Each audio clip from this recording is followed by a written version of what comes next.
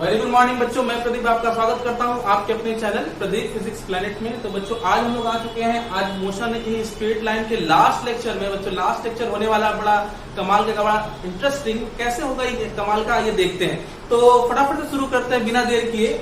NCERT का question number 9। देखिए बच्चों ये सबसे इंटरेस्टिंग क्वेश्चन होने वाला है और नो डाउट ये आप देखोगे अभी। और इवन आपके एनसीईआरटी में जो सबसे इंटरेस्टिंग, मतलब कुछ लोग इसको टफ भी कहते हैं, तो टफ नहीं है, कैसे इंटरेस्टिंग है वो पहले बात करते हैं। तो चलिए पहले बिना देर के समझते हैं ऐसा क्या है इसमें इंटरेस्टिंग। तो हमारे पास देखिएगा दो नगर है। मान लीजिए हम यहाँ से कहीं जाना चाहते हैं, दो नगर है, दो पर्टिकुलर प्लेटफॉर्म है जहाँ पे हमें साइकिल चला करके जाना है। तो हमने सोचा भैया चलते हैं, साइकिल से चलते हैं, क्योंकि होता क्या है कि ए से बी तक में बहुत सारे रूट है, तो सीधी सी बात है बसें भी चलती होंगी, यहाँ बसें चलती हैं।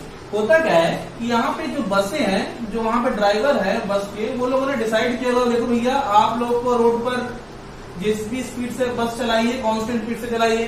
तो ये हमारे बस वाले लोग हो गए। हमारे बस यहाँ से जो चलती है इस वाले प्लेटफॉर्म से ए से, वो जो बी की ओर जाती है वो अपनी किसी पर्टिकुलर स्पीड से जाती है, चाल से जाती है। यहाँ पर भी वही कहानी देखने को मिलती है। यहाँ पर भी कोई आपका बस सेवा है जो बी से ए की ओर जाता है। ये सारी कहानी देखते हुए हमने क्या डिसाइड किया, हमने डिसाइड किया कि हम एक साइकिलिस्ट है, तो हमने डिसाइड किया कि चलो भाई हम साइकिल से चलेंगे। तो हम लोग क्या कर रहे थे, हम एक तीसरे पर्सन हो गए जिसका नाम है साइकिलिस्ट, ये सी। तो हमने डिसाइड किया भैया कि हम लोग चलेंगे ए से बी की ओर साइकिल से। तो चलो भैया चल गए साइकिल से। होता क्या है कि जब हम सी अपनी एक निश्चित चाल साइकिल से कवर करने की कोशिश करते हो, तो हमारी जो स्पीड होती है, हमारी जो स्पीड है वो है 20 किलोमीटर पर आवर। ये बात तो आप तय मानिए कि हमारी स्पीड बस से ज्यादा तो नहीं होगी, क्योंकि अगर हमारी स्पीड बस से ज्यादा होगी तो हम लोग पहले पहुंच जाते हैं। इसलिए हमारी स्पीड जब भी होगी बस से कम होगी, बस की स्पीड मान लेते हैं वीबी, और हमारी स्पीड जो हो गई वो हो गई बच्चों बीसी। क्लियर। यहाँ पे इवेंट क्या है, इसमें पहली इवेंट ये है कि एक जो साइकिलिस्ट है वो ए से बी की ओर जा रहा है, वो ए से बी की ओर जा रहा है। और जब वो जाता है तो देखता क्या है कि ए से जो बी की ओर कार जा रही है, बस जा रही है, उसने देखा कि वो तकरीबन 18 मिनट लेती है और इसको क्रॉस करके आगे निकल जाती है। 18 मिनट की जा ही रहा था, 18 मिनट में इसको क्रॉस करके आगे निकल गई। मतलब कहाँ चली गई, आगे निकल गई। इसी मतलब 18 मिनट लगा इसको पार करने में, साइकिलिस्ट को पार करने में। ठीक है, सीधी सी बात है। तो कहानी ये हुई। और एक बात और कि हर एक पर्टिकुलर निश्चित समयांतराल में दोनों तरफ से बसें छूटती रहती है। ऐसा होता भी, आपने सुना भी होगा, हर निश्चित समय में यहाँ पे बसें छूटती रहती, यहाँ से भी वहां से भी, यहाँ से भी वहां से भी। तो हर एक बस को वो देखता है कि इतने इतने मिनट में उससे पास होती जा रही है, अपना जाता जा रहा है। ये कहानी हो गई कब, पहले केस में। तो पहले केस को थोड़ा सा फॉलो करेंगे और फिर उससे कंडीशन तैयार कर लेंगे।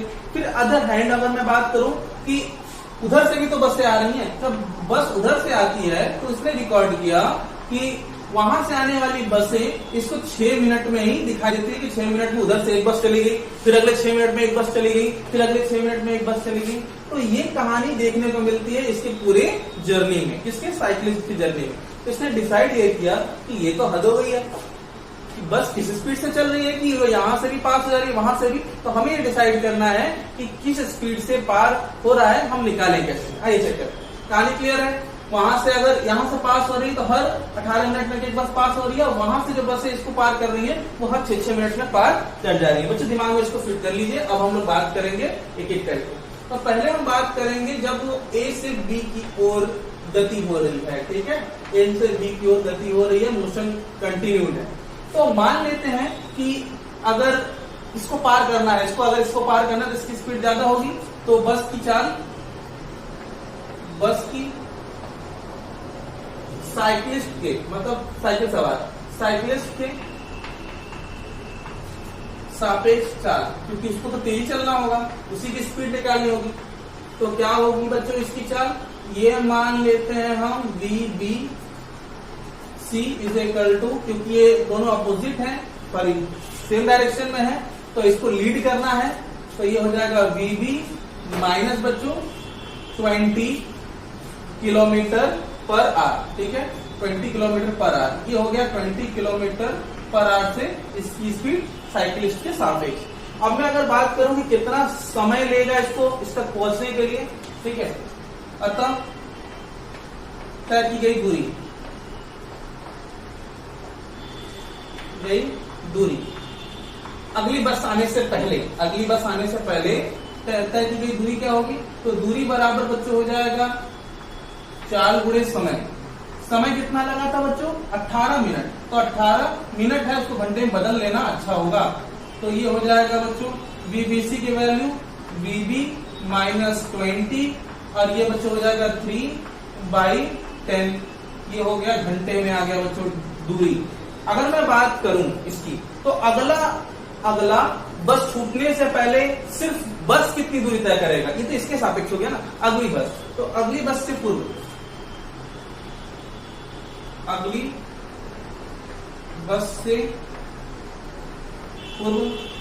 बस द्वारा चली गई दूरी।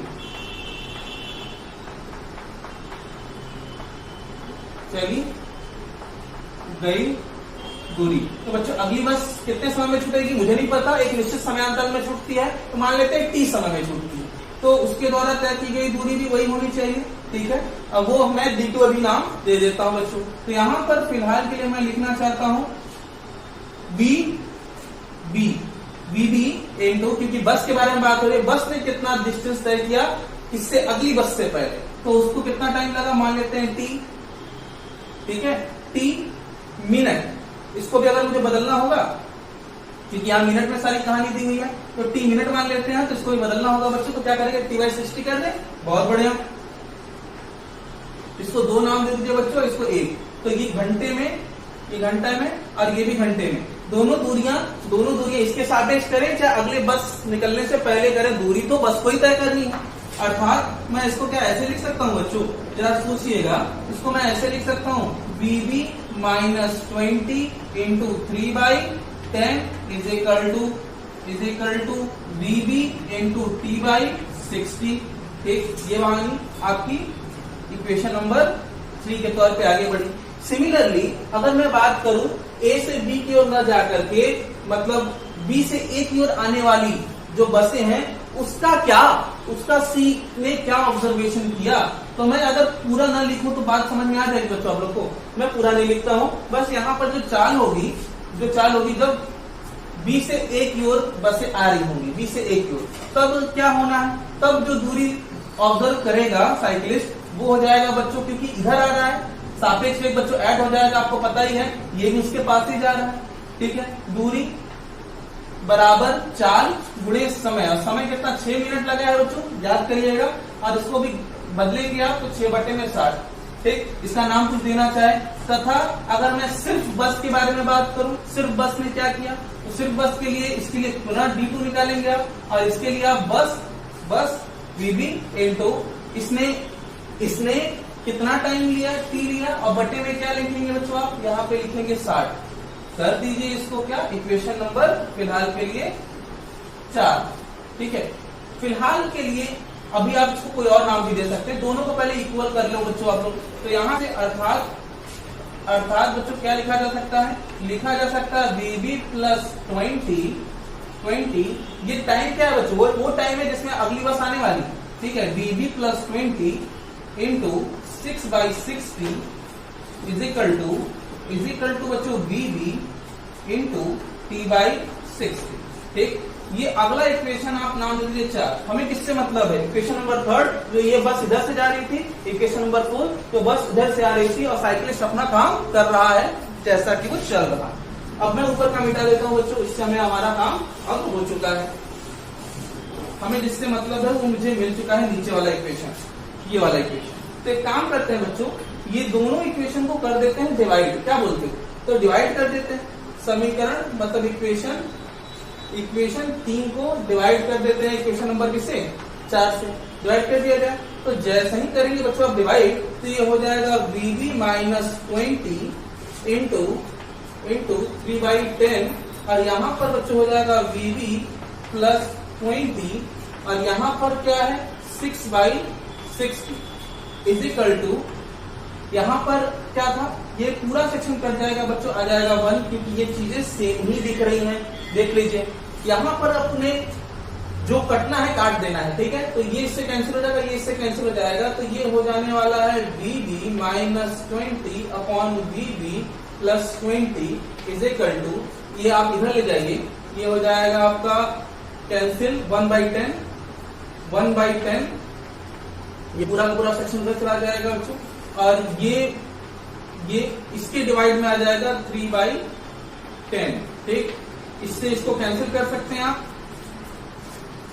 आप कैंसिल कर दिया तो ये मिल जाएगा आपको क्या 1/3, तो ये मिला VB minus 20 upon VB plus 20 is equal to 1/3। तो इसको क्रॉस मल्टीप्लाई कर लेते हैं, क्रॉस मल्टीप्लाई कर लेंगे तो ये हो जाएगा आपका 3VB minus 60 is equal to हो जाएगा आपका VB प्लस 20, ओके। इसको इधर ले आइए तो 2VB सब्सट्रैक्ट हो जाएगा बच्चों, और ये उधर जाएगा तो ये हो जाएगा 80, ठीक है 80। तो VB इज इक्वल टू हो जाएगा 40 किलोमीटर पर आवर, ठीक। तो ये बस की चाल आ गई, ये बस की वो चाल है जिससे बस यहाँ से साइकिलिस्ट को पार करके कहाँ बी तक जा रही है, वहां से इधर आ रही है। तो वो कितने समय में आ रही है, मान लिया आपको समय भी पूछ लिया गया, समय कैसे निकालेंगे बच्चों, समय निकालने के बाद इसको उठाइए इक्वेशन में रख दीजिए, पुनः यहाँ पे लिख लीजिए बच्चों, यहाँ पे फॉर्मूला था VB माइनस 20 इंटू आपका था 18/60 इज इक्वल टू, यहाँ पे साथ में था VB इंटू T बाई आपका था 60, ठीक है। ज्यादा करिए, ये मिनट बाई 60 था, इसको कैंसिल कर सकते हैं आप डायरेक्ट यहाँ से। ये क्या था 40 था बच्चों, ये 40 माइनस 20 और साथ में क्या है 18 is equal to 40 into T, ठीक। 40 हो गया, कैंसिल कर लीजिएगा, 20 आ जाएगा, 20 is equal to 20 into 80 is equal to 40 into T, ठीक है। ध्यान दीजिएगा, ये इससे कैंसिल हो जाएगा, ये इससे कैंसिल हो जाएगा, T की वैल्यू कितनी मिलेगी 9 मिनट, मतलब ये 9 मिनट क्या पता चला, इतने टाइम इंटरवल के बाद बसें आती जाती रहेंगी। बात समझ में आ गई, इंपॉर्टेंट क्वेश्चन था, अच्छे से देख लीजिएगा।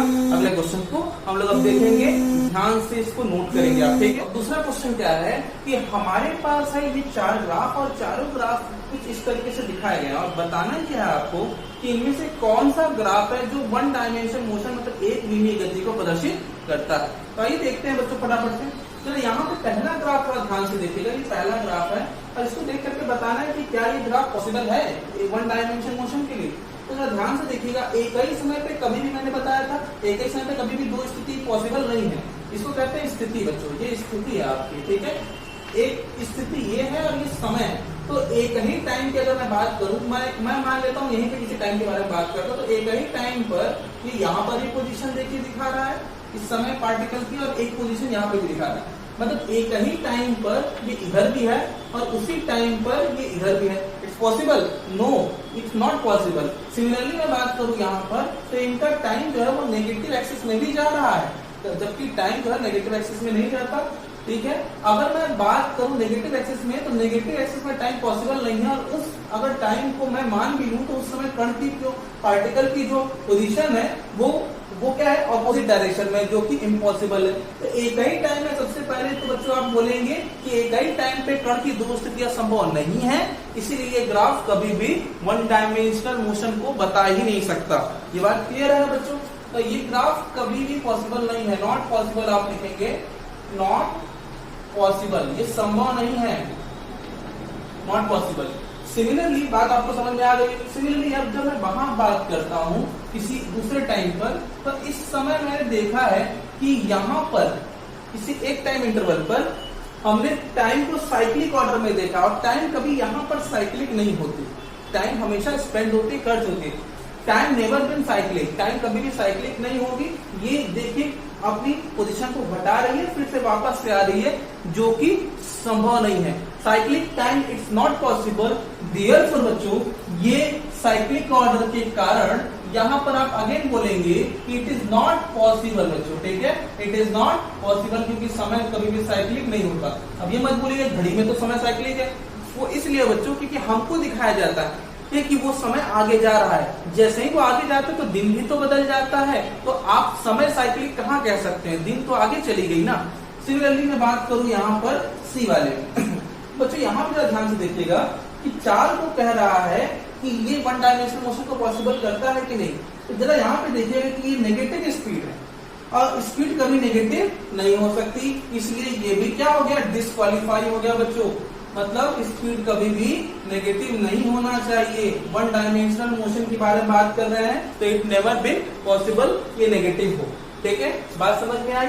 थोड़ा इधर आइए, अगले में देखते हैं बच्चों। यहाँ पे जरा ध्यान से देखेंगे कि 0 से यहाँ तक तो ठीक था, बढ़ा, यहाँ से यहाँ तक ये क्या हो रहा है, समय बढ़ रहा है लेकिन लंबाई घट रही है। लंबाई कभी भी नहीं घट सकती बच्चों, लंबाई कभी नहीं घट सकती, कभी भी नहीं। बढ़ रही है ठीक है, घट नहीं सकती, तो इसलिए ये भी पॉसिबल नहीं है। ठीक है, ये भी पॉसिबल नहीं है। तो इस तरीके से आपने क्या देखा कि ग्राफ कभी भी एक ही टाइम पे दो पोजीशन नहीं दिखाना चाहिए, साइक्लिक नहीं होना चाहिए, अगर स्पीड है तो नेगेटिव नहीं होना चाहिए, और अगर वन डायमेंशनल मोशन की बात करें तो लंबाई नेगेटिव नहीं होनी चाहिए। ये सारे ग्राफ जो है वो संभव नहीं है। आई होप आपको ये समझ में आ गया होगा। तो आज के लिए बस नहीं बच्चों, अगले क्लास में हम लोग नया चैप्टर शुरू करने जा रहे हैं, और वो होगा आपका वेक्टर एनालिसिस। ठीक है, मतलब सदिशों का विश्लेषण क्या होगा उसके लिए हम लोग कल बात करेंगे। तब तक के लिए खुश रहिए, आबाद रहिए, जय हिंद।